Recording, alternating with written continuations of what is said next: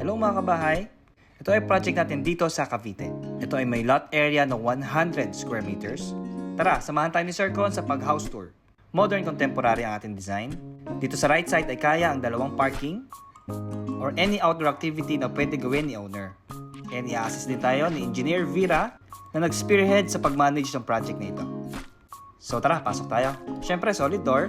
Upon entry, makikita ang stairs na may vertical slats. Sa right side ang kanilang living, dining, and kitchen area.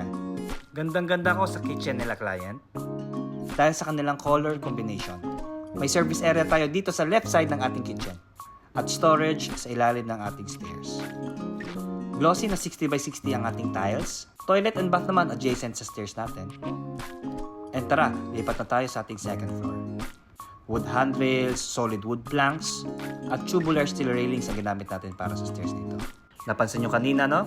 High-tech ang ating mga doorknobs. Ito ang room number 1 na may sariling balcony. Sobrang nakaka-chill sa area na ito.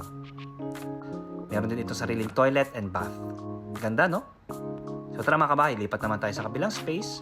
Ang room number 2 na may corner window. Dito sa pagitan nila ay ang access sa balcony. At last, ang ating pangatlong room dito sa second floor.